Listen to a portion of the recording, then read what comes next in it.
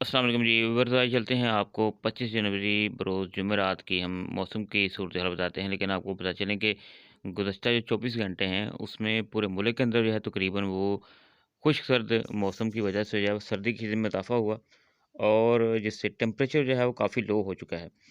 तो आइए चलते हैं हम पीएमडी यानी कि महकमा मौसमियात के अलर्ट के मुताबिक आपको मौसमी सूरत बताते हैं। लेकिन आपको बताते चलें कि 25 जनवरी वाला दिन जो है वो उसमें जो बलूचिस्तान उसके अलावा केपीके और शिमला इलाक़ाजात में जो है वो बारिश के इम्कानात भी हैं।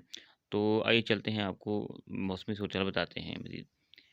तो आपको बता दें कि मौसम के मुताबिक जो है मुल्क के बेशतर इलाकों में जो है मौसम शदीद सर्द रहेगा। जबकि कश्मीर, गिलगित बल्तिस्तान, केपीके और बलूचिस्तान में मतला जो है वो जुज़वी अबर-आलूदा रहेगा।